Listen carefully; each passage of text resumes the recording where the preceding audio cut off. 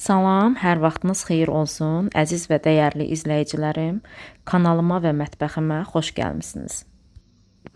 Bugün əzilmədən dən-dən olan, ləzzətli və asan hazırlanan çəkmə plovun hazırlanmasını sizlərlə paylaşıram. Keçirəm hazırlanmağa. Yuduğum 1 stəkan yaşıl mərciməyin üzərinə su əlavə edib bişməyə qoyuram.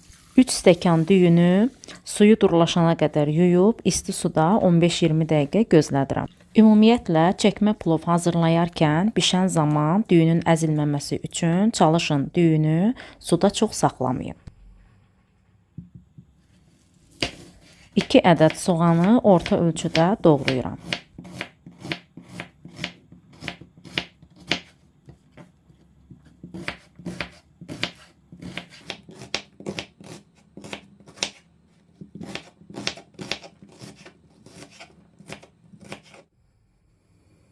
Plovu bişirəcəyim qazana 2 xörək qaşığı kərə yağ əlavə edib, soğanları rəngi biraz dəyişənə qədər qovururam.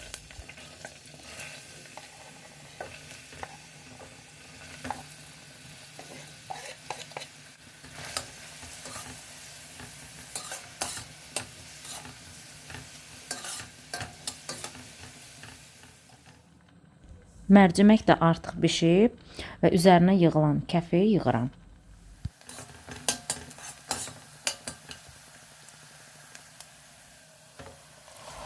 Soğanlar artıq qovrulub, rəngi dəyişib. Üzərinə düyünü, 1 stəkan yarım qovrulmuş xırda vermişili və bişmiş mərciməyi əlavə edirəm.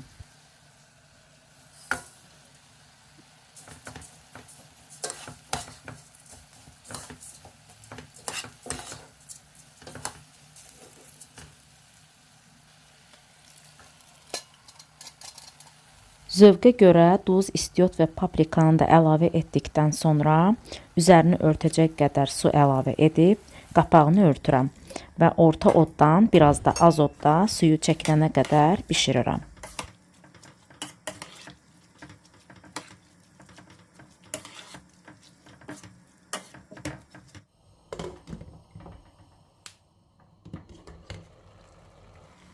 Suyu çəkilənə qədər arabir qarışdırıram. Əziz izləyicilərim, videonu izləyərkən kanalıma abunə olub, bildiriş zəngini aktiv etməyi, bəyənib yaxınlarınızla paylaşmağı unutmayın. Zəhmətə dəyər verən, dəstək olan bütün izləyicilərimə minnətdarlığımı bildirirəm.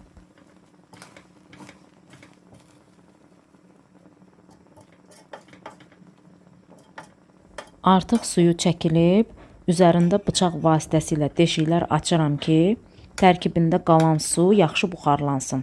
Belə olduqda düyü əzilmir, dən-dən olur. Üzərinə biraz zeytun yağı əlavə edirəm. İstəsəniz kərə yağından da istifadə edə bilərsiniz. Sonra qapağını örtüb vam odda 1 saat dəmə qoyuram. Yarım saat keçdikdən sonra təkrar qarışdırıram.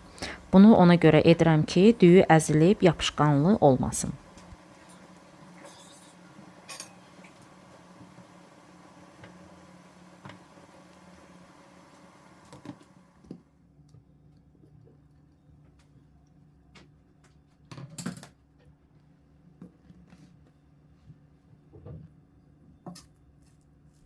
Artıq çəkmə plovum bişib hazır oldu.